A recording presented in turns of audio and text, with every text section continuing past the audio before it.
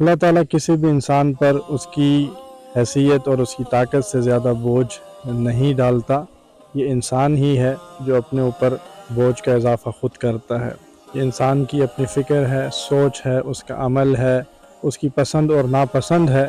کہ جس کے نتیجے میں انسان اپنے اوپر بہت زیادہ بوجھ خود ڈالتا ہے اور اپنے آپ کو خود ہلاکت اور پریشانی میں مبتلا کرتا ہے. اور یہ انسان کی ہی اپنی سوچ، فکر اور عمل اور اس کا انداز ہے کہ جس کے نتیجے میں وہ مشکلات کو بھی آسانی میں تبدیل کر دیتا ہے.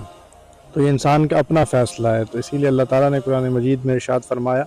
لا یکلف اللہ نفسا الا وسعها لها ما کسبت وعلیہا ما اکتسبت، کہ اللہ تعالیٰ کسی پر بھی اس کی ہمت اور طاقت سے بڑھ کر بوجھ نہیں ڈالتا، اور انسان کے لیے وہی کچھ ہے جو وہ کماتا ہے.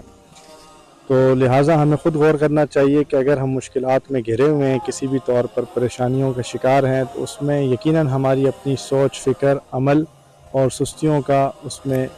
بڑا اہم کردار ہے، جس کے نتیجے میں ہم ان مشکلات کا شکار ہیں. اگر اس سوچ اور فکر کو تبدیل کر کے اور ایک عمل اور اخلاص اپنے اندر پیدا کرتے ہوئے اللہ تعالیٰ پر یقین کرتے ہوئے انسان ان مشکلات سے نکلنے کی کوشش کرے، تو یقیناً وہ تمام مشکلات انسان کے لیے آسان ہو جائیں گی اور انسان دوبارہ سے اپنی زندگی کو بہتر انداز سے گزارنے کے قابل ہو سکتا ہے.